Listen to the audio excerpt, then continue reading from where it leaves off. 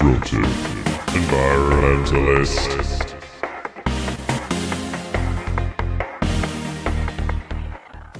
As of now, the computer games industry is worth over $100 billion. But could this ultimate disruptive industry help us save the planet?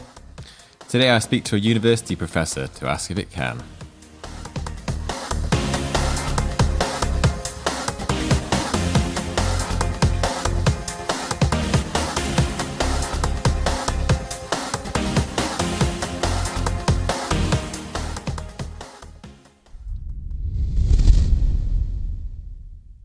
As of 2019, 1 in 3 people now identify themselves as a gamer. The gaming industry is now 1.5 times bigger than the movie industry and 5 times bigger than the music industry. So it's probably worth paying at least some attention to. Now, this podcast series is about leaving no stone unturned in our quest for solutions to these big environmental issues we face. And with the gaming industry having such a big reach now and huge financial backing, is there any way we can utilise it to educate and inform people about the natural world? With a move to increasingly realistic simulations, open worlds and virtual reality, some games are now even hiring ecologists and geologists to create more accurate representations. The lines between the virtual world and the real world are really starting to blur. In today's episode, I speak with Dr. Umran Ali, a computer games professor and self-confessed digital native from the University of Salford in the UK, about the opportunities and the possible risks associated with a world now captivated by games. This topic really excited me, confused me, and even slightly scared me a bit, but it's exactly the kind of new perspective that I wanted to bring forward, and even if you completely disagree with it, I hope it at least makes you think as much as it made me. So yeah, I just wanted to start out with a bit of an introduction, just about what your background is and how you came to work in this really interesting subject.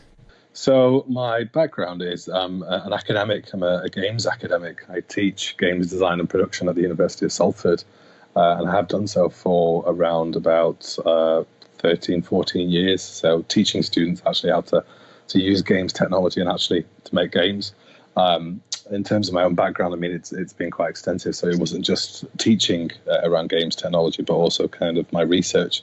My research focused on this idea of natural environments within games, actually how they're developed, how they were made, and actually in the future, what would the framework, what would the design framework look like?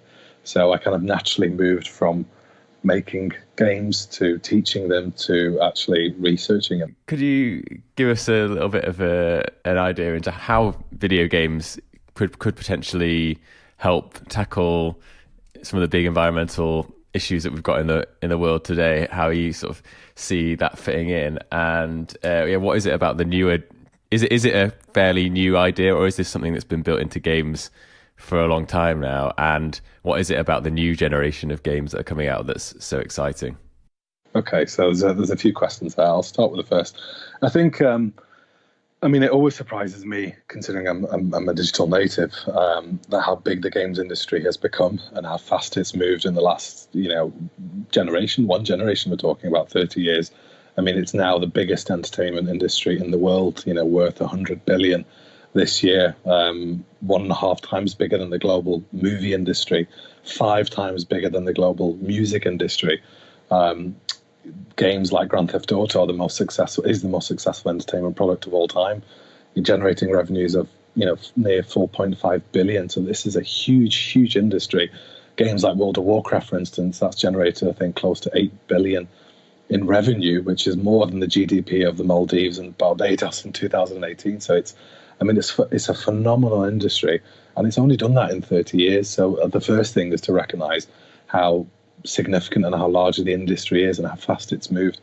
So really, I mean, it's everywhere. It's endemic. 1 in 3 individuals on the planet will be considered to be a gamer within a few years, I think by 2020. So just in terms of the popularity of the medium, I think it's under-recognized. It's always kind of quite strange to still speak to individuals, whether it be at conferences, whether it be at events, and for them to still consider this to be a kind of juvenile medium and not recognizing, hang on, it's bigger than nearly everything.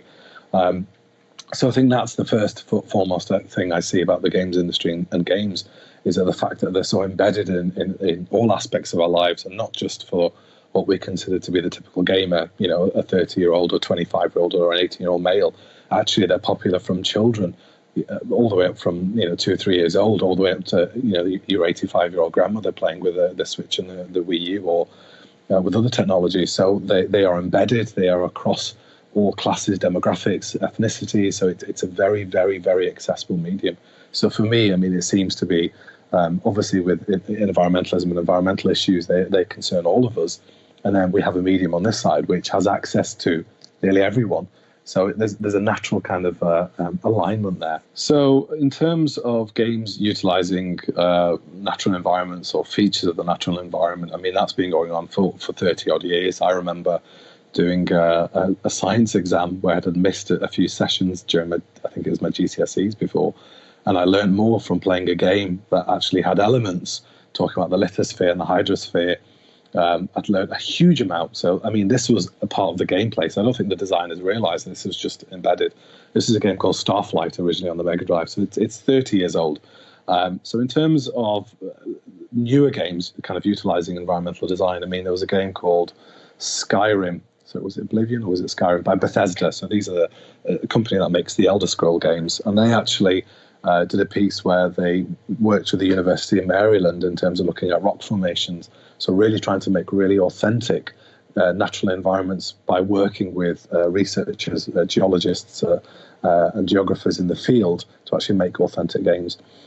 What's really interesting about games, contemporary games now, on two aspects. One is the design. So designers are reaching out to people in very kind of strange and wonderful fields, geologists, landscape architects, and actually pulling in their expertise to design and develop more immersive games. So games like Zelda's Breath of the Wild, Nintendo's Breath of the Wild, kind of utilized a whole range of botany within the game. So you actually collected mushrooms, different types of mushrooms in different regions, and those had a different kind of gameplay aspects to them. So that you have extremely complex systems within the games that are able to replicate living, breathing flora and fauna. So Red Dead Redemption, Rockstar's new game, actually was sold on the premise of having a variety of wildlife, realistic wildlife that would interact. So we now can do that. 20 years ago, we couldn't really do that. We could only make an image of a certain bird and it would be generic. Now we can have a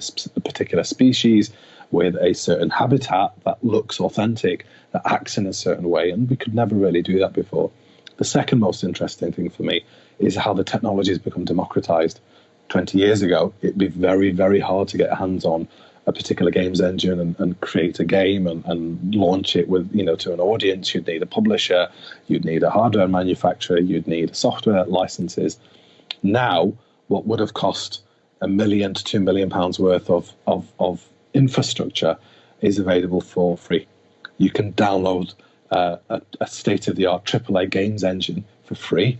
You can publish for free. You can access video training tutorials for free. So really it enables the bedroom coder or anyone with an interest to make a game, to access the technology, to publish it and actually reach individuals. You don't need a games company or a publisher or £1 million or £500,000 in the bank. It's literally a tool that's accessible for anyone and everyone. Yeah, with that, when you're saying about Red Dead Redemption there, I played it. I could sort of see the level of detail they've got into in terms of the flora and fauna and stuff like that. It is really just another level from games I've seen in the past. I've read some of your articles to talk about sort of the difference of the new games is rather than with older games, you were the central character and the game was sort of playing out in front of you. In these new games, there's like a whole world that exists outside of the narrative of the main player, isn't there? So that kind of links more into the real world as well. Yeah, absolutely. So rather than having, as you mentioned, having this static world where the whole world focuses around the player and your interactions kind of drive everything, as soon as you leave an environment, it almost freezes in time. There are no interactions, there's no gameplay, there's no dynamicness to it. Actually, what you've seen, I mean, that started around about 10 to 15 years ago in other games. There's a game called Shenmue by Sega was one of the first games that actually had a living, breathing environment outside the player. So it would have day and night cycles. Individuals would have jobs and they would walk. And actually, this has now moved into the natural environment. So plants and animals will regrow while you're away. So when you'll come back into an environment, you might find there's been a battle between two creatures, and there might be the carcass of an animal lying, or if you've over-foraged certain mushrooms in Breath of the Wild, you're going to have to come back a few days later and they've grown again. So actually kind of really in keeping with this, natural environments aren't static. They change, they grow, they go through cycles. There's all sorts of, and actually kind of bringing them a greater sense of authenticity to them, which I think is brilliant. I mean, it really adds to the depth and the feel that you are part of a living, breathing world, albeit a virtual one. As a medium, I mean, you've already stated about the access that it's now got to people is just unprecedented in terms of you compare it to film or television and things like that. It's basically, it is the main medium now for getting to people. And not only that, but it's the fact that you're engaged for long periods of time. So it's not just a quick YouTube video or it's potentially hours that you've got the attention of the viewer. So as a medium to bring across some of these concepts and environmental issues potentially, and getting people to interact with the world that's then can maybe translate into the real world is really exciting, I think. And it's kind of, when I was growing up, games were seen as a distraction. You'd do your schoolwork and then you'd go and play on a game. But now, do you think that educators are becoming more aware that, because, as you said, games play such a big role in most people's lives, it's not just a small subset of young or teenage boys that are used to be associated as gamers, it's pretty much everyone that's involved. Is there more of an understanding that it doesn't have to be, you can have education games and other games that are more of a distraction? Is there kind of more of an understanding, do you think, from the wider world, or we still got a way to go in terms of the way we view gaming and as a distraction? I mean, within academia, within research, game-based learning is a significant part of the research and actually an understanding that we have. So actually using games to, as you mentioned, educate and inform has actually been going on for a number of years. So there was this term edutainment. So games that would entertain, they were entertainment games, but they were educate at the same time. So I think there was a game on the Mega Drive 20 years ago called Where in Time is Carmen Sandiego, which was considered to be one of the first edutainment games. So within academia, within kind of research, game-based learning is established and developed and well respected.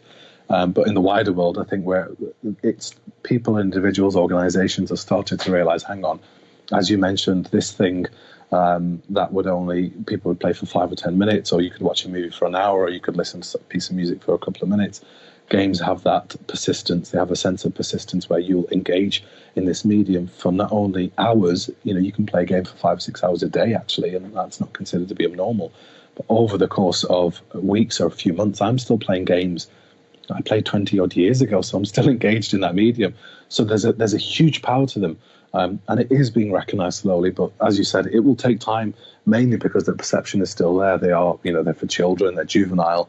I mentioned the stats around how large the games industry is, and it still takes people by surprise. From playing games growing up, games like Zelda and stuff like that, the problem-solving skills that I know I would have picked up playing those kind of things, but it did have a benefit in terms of later life, and it definitely wasn't appreciated at the time, the kind of the skills that you can pick up. And now obviously the video games industry is realizing it's not just problem solving skills, but there's other skills and other things that they can build in that can really sort of shape people because it is such a part of life as people grow up now. So how do we prevent there being like a disconnect from, because we're living in a society now where we're increasingly online, we're increasingly moving to urban areas, and I've not got any stats to hand, but the kind of access to nature for a lot of people is shrinking, especially for people that live in cities, and there's less parks, and there is that disconnect, and maybe nature is seen as something far away and wilderness on TV. So how do we find that balance of there maybe becoming more of a disconnect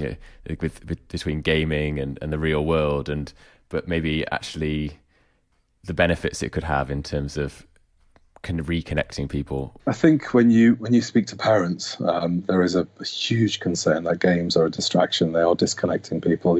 My child's indoors, they're playing games, they're not really connecting with the outside world. And I think that it's a very difficult and complex issue. For me, it's always been complementary. For me, games, because I lived in the inner city environment, I grew up in a very kind of urban, gritty environment where nature was far removed. There weren't any real parks. There wasn't any greenery. It was very concrete and metal. And for me, games really acted as a conduit. They allowed me to explore the natural environment, even though it was two-dimensional, very basic, very blocky, and actually build up a love for this idea of waterfalls and trees and nature and parks. And actually, it really kind of brought that passion to a front. So I would say, that really comes from adults and a fear from those individuals who don't play games, who don't interact with them. Oh my God, he's not interacting. The example that I want to use is Pokemon Go. I think that was an absolutely fantastic example of, this is something I played. I think millions of other people played it. I think everyone definitely did when it started out. But it was fantastic for me just to see, actually, for the first time. I mean, I'm a gamer. I play games with my children. But for the first time, there was this game that we could play that it was a popular game, so it wasn't a niche game. It didn't sell itself on this idea of engaging with the natural environment. As soon as I went to the park, the local park, which I'd been to a few times with my kids, it was absolutely fascinating watching nearly every other person there with a mobile. And you'd walk up, you're playing Pokemon, go, right, I've just found a stop. There's some certain type of Pokemon there. The whole park was absolutely a buzz with individuals. And this was across Manchester. This was actually across nearly everybody. I could go to Piccadilly Gardens. So it really helped people connect with places actually were kind of, in some respect, dying and being disconnected from. Nothing else had done that. I hadn't watched a TV program that had enabled me to go to my local park. It hadn't encouraged me. I hadn't heard anything on the news. I hadn't read anything. Obviously, there are certain programs you might watch where David Attenborough talks about, a certain national park, in some other country. But nothing had connected me to my local natural environment better than Pokemon Go. I mean, we were out there every other day, looking for Pokemon, and the amount of exercise that the kids got and I got was phenomenal.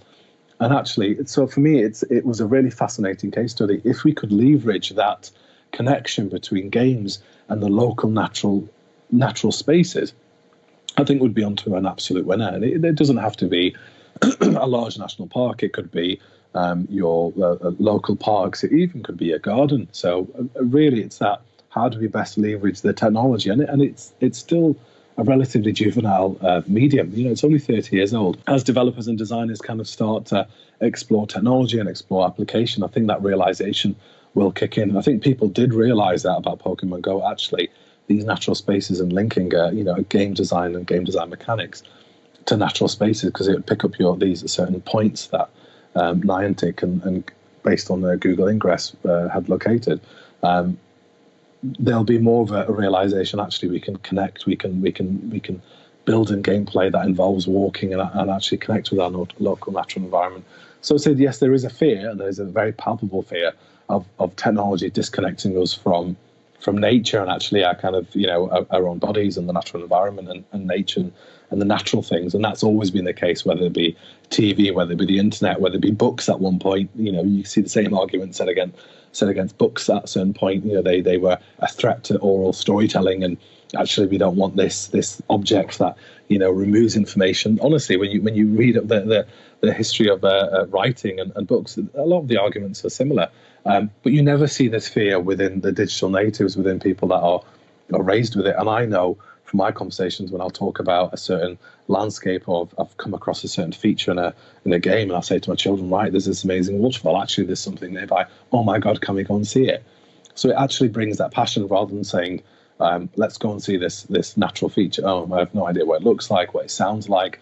But actually, if you've got that immediacy of showcasing something and experience something and actually capturing only 5 or 10% of the beauty, it's enough to develop a taste for this thing and actually say, right, okay, I'm willing to make the investment of, making some time, getting the wellies on and walking to this natural place. So it's almost like a starter. It's a starter for a main course. You don't just jump into the main course. You have that starter, you have that trial, and you think, wow, okay, this is amazing. I want to dig in. I want to pay for the meal. I want to go to the restaurant.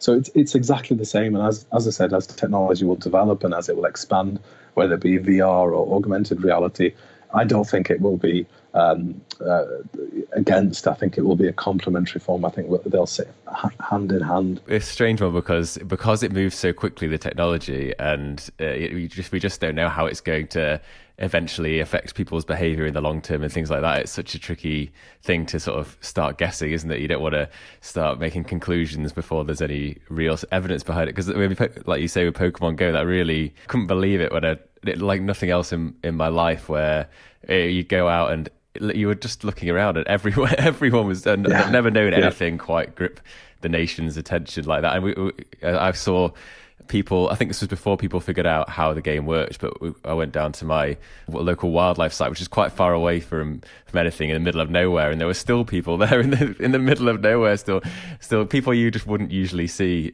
sort of out and about in like a local nature reserve. So it was quite interesting. Yeah. I don't know how it's quite going to work, linking how that excitement into maybe it will mean that people engage more with other types of like wildlife spotting, like going out and looking for birds and things like that. I'm sure it's still unknown how that will translate into people's feelings for the real world, but I guess we've just got to be optimistic. Are there studies sort of going on into that at the moment, do you know, in terms of that link, or is it just we've got to wait and see how people react?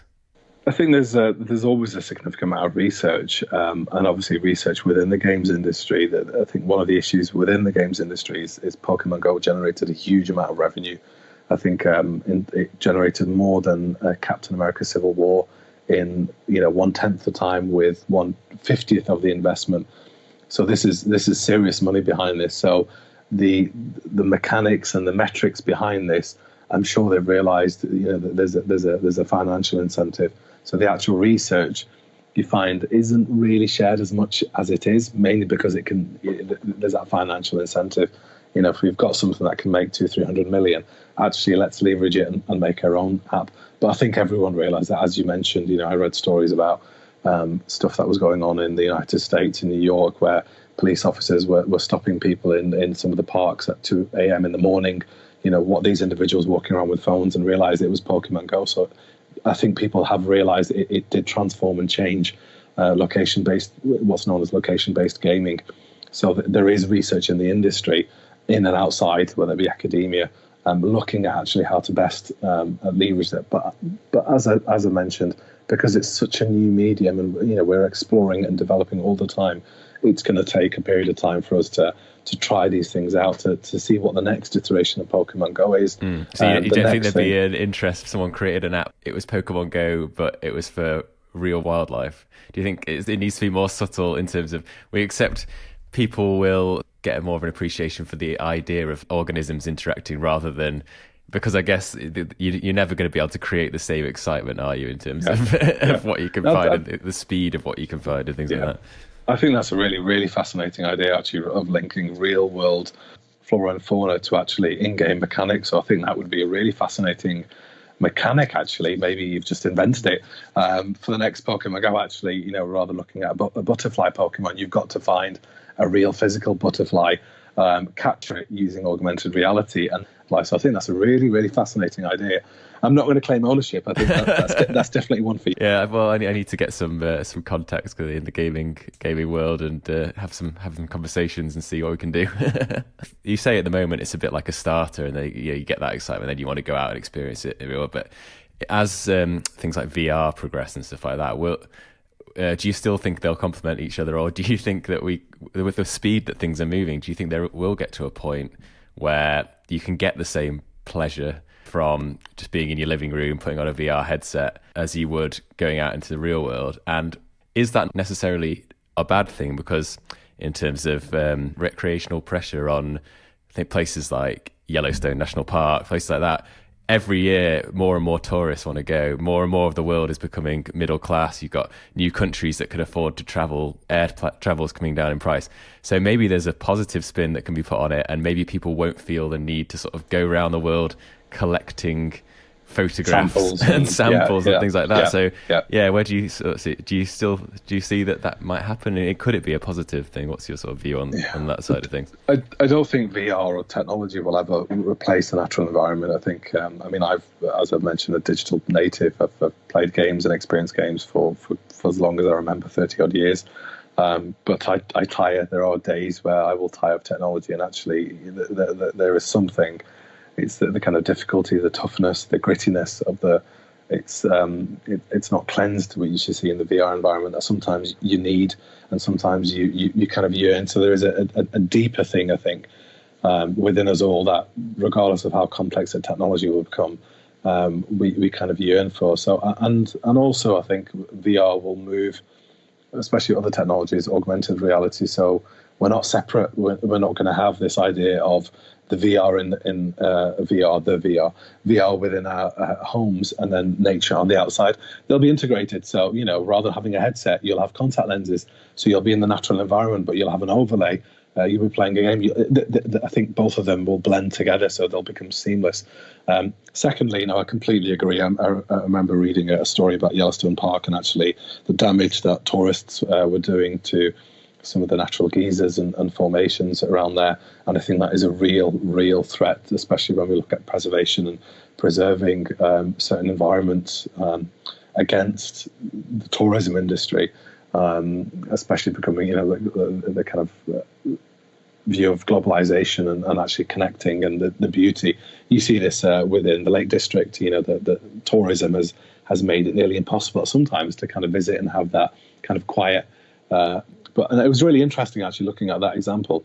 I had a colleague who mentioned they were playing a racing game, and their 90-year-old father was sitting down watching this and actually saw elements of the Lake District, Ambleside, and say, "Oh, I recognise that. That's amazing." That whole conversation around this thing, but they were unable to get to the actual real life location because of the fact that it was so busy they couldn't find parking. I think absolutely it will be a place it will be a technology to experience those places and actually to share and maybe gain awareness and recognition. Actually, it's something that you could do in schools, so people can experience these places and spaces in a way, rather than just watching a video, in a more authentic way, but without actually causing damage, which I think is a real concern for those, especially in national parks. Actually, how do we, it's quite a difficult issue, really, isn't it? How do you gain more of a love and recognition and gain more awareness, but at the same time not destroy the thing that you're trying to protect? And I think absolutely technology is the solution there. When you put on a headset or in a few years contact lenses, and you're able to smell and see and actually almost have feel the breeze and actually be in a place, it will build up a love for this place, but without actually putting any pressure on someone having to worry about 10,000 tourists causing damage to the wildlife or disturbing the wildlife at a certain period of time. So absolutely, I think it's going to be a critical technology. Do you think we'll get to a point where you'll end up with people wanting to protect the gaming natural environment? So you'll get in-game environmentalists. So yes. the way that games are going now, I know there's been a bit of an uproar on in terms of Red Dead Redemption and how realistic it is, and the fact that you can just go around and hog tie people and tie people to railway tracks and stuff, and people have sort of got to this point where they're like, this is so realistic now that actually, is this wrong? So do you think that will come? I think just in terms of the point that you made about in-game preservation, this is something I'm quite passionate. My research, my PhD, was actually capturing natural environments over the course of 30 years. And part of that was because they were being lost, because we are so new as a medium.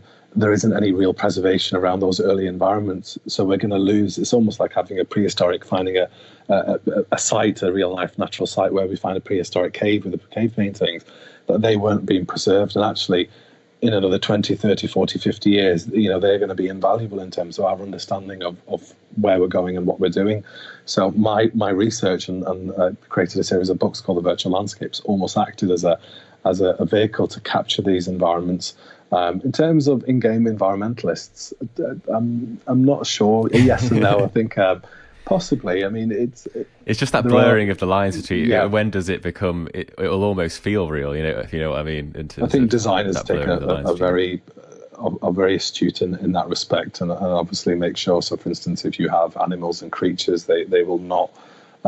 Even though we can have realistic physics and realistic anatomy, they won't give the ability to, for instance, kill and skin and have all kind of the gruesomeness that we can have in the real world. So there is a level of kind of censorship, not censorship, that we'll have. But maybe perhaps that should be removed. Maybe people should see, the damage, for instance, that plastics actually cause, in the real world. So maybe we do need to bring that kind of grittiness.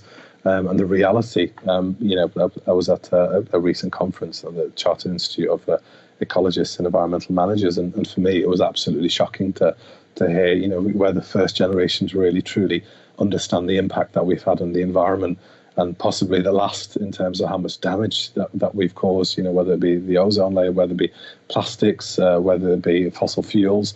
And really the clock is ticking, and we are in a very precarious position. And perhaps in many ecologists arguing it's too late in some respects. When you look at extinction of biodiversity. So for me, we're in a critical time, and actually we absolutely need to leverage these technologies now. We can't wait. If you talk to any environmentalist, can we wait 20, 30 years on any aspect? No, we can't. Plastics, we would have probably destroyed half the ocean, the life in the oceans by then.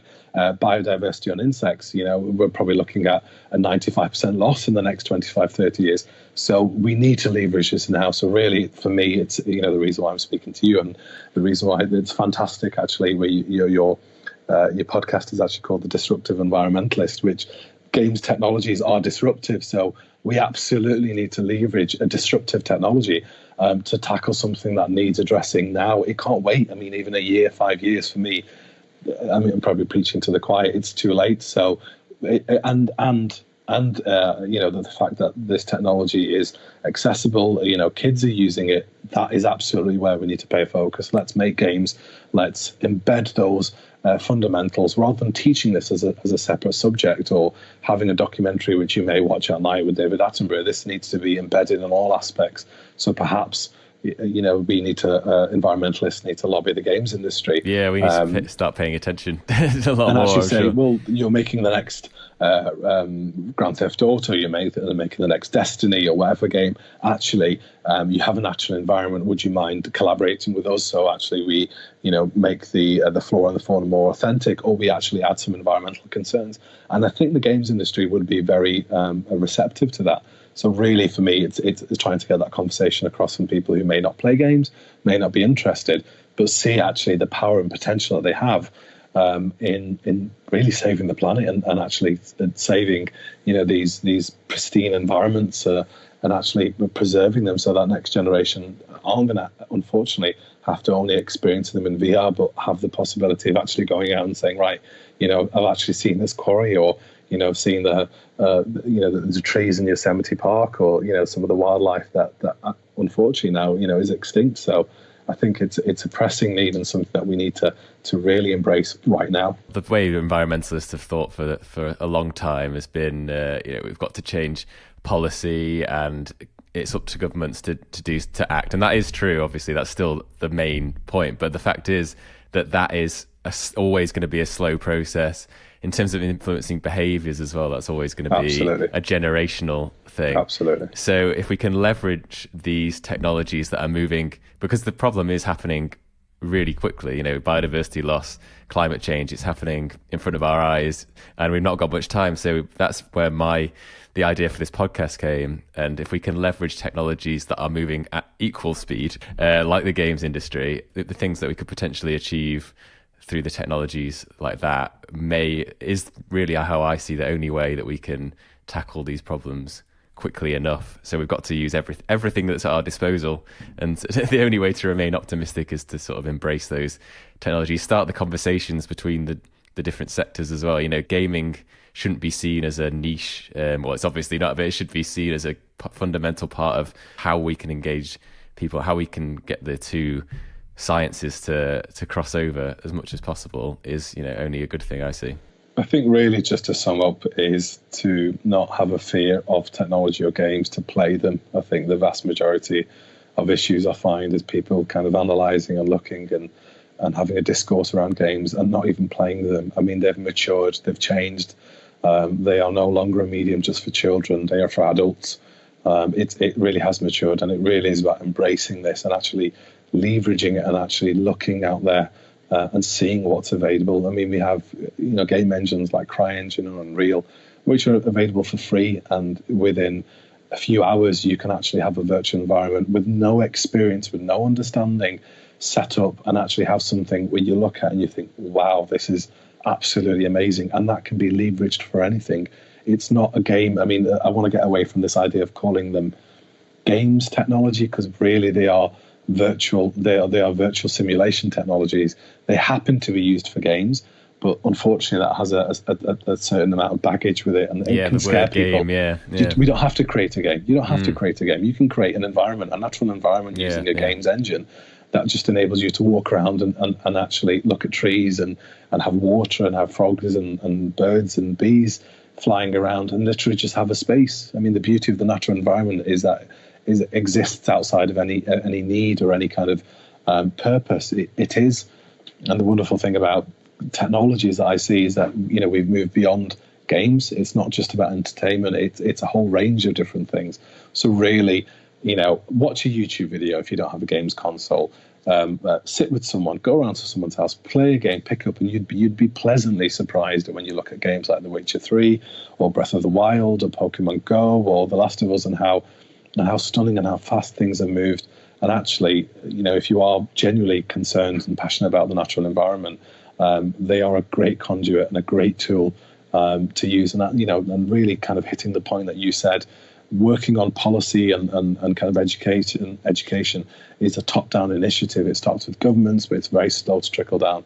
But if you have access to people on the ground, the grassroots, and you initiate change of behaviours and a passion and a love, that will inform that. I mean, that's transformational. If you get a generation of children to start realising actually how important the natural environment, they will be the next MPs, they will be the next policy leaders, they will be the people that will take over and actually will grow up with that passion and that love for the environment as a mainstay. They won't need campaigns or lobbying to change that, because they will actually grow up from that from day one.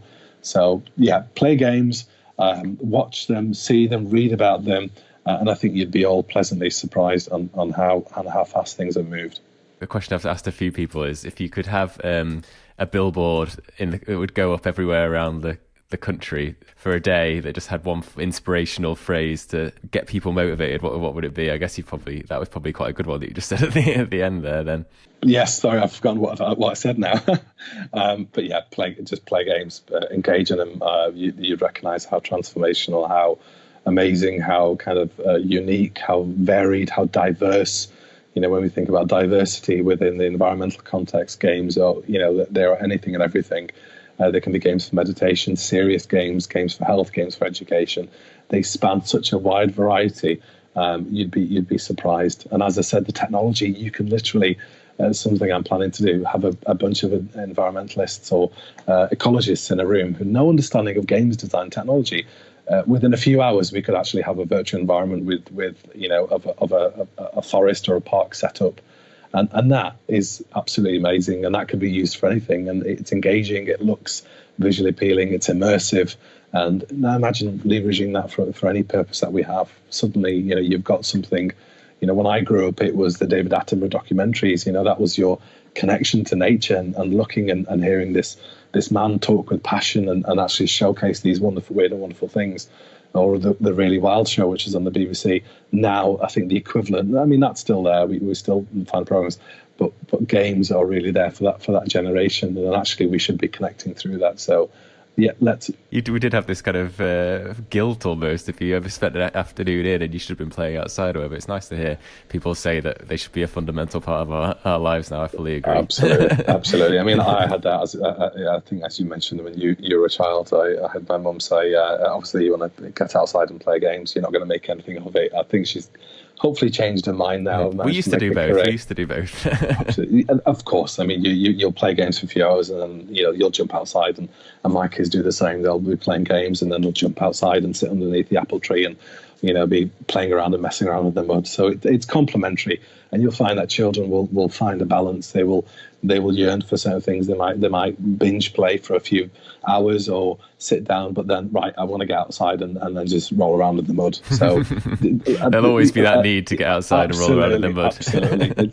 it's innate. It's innate, and I think it's the fear of technology which often drives people rather than kind of recognizing children, adults, anyone. We find a way to balance things as within nature. We see that within nature, things have a way of balancing themselves out given enough time. So I think human nature interaction is very similar. Give it enough time and people will find that right balance between technology and the natural world. Well, if anyone wants to read up more on your work or find out more about you, have you got a Twitter or a website that you'd like to sort of link to? I can put it in the description, but if you've got something. Yes, so my Twitter, if I remember, is Dr. Umran Ali. I think if you Google me, you should be able to find my work. I do have my books on iTunes, which actually showcases the natural environment in games, called Virtual Landscapes. So there's 3 series in there, 3 volumes, is available for free. And really, it gives you an idea of natural landscapes over the course of 30 years. So some seminal games, some games that I grew up on and really kind of sparked my passion. And I captured them in visual form. So these aren't long, boring essays. These are panoramic, high definition images, really kind of inspired by Landscape Photographer of the Year books, but actually now in the virtual world. So by all means, have a look. And any questions, feel free to contact me.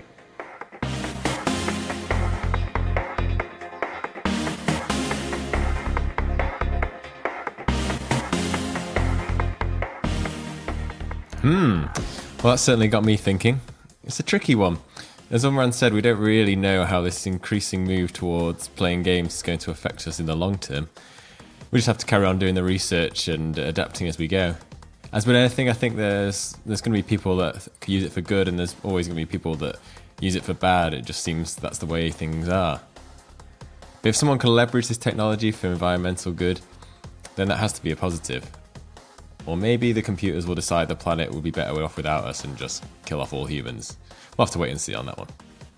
To carry on the conversation, say whether you agree or not, then head to Twitter. I'm at environment_Rob or disruptive_ENV. And we're now on Facebook as well if you search Disruptive Environmentalist. And if you could leave a review on iTunes as well to boost the podcast, that would be amazing too. Cue the theme tune.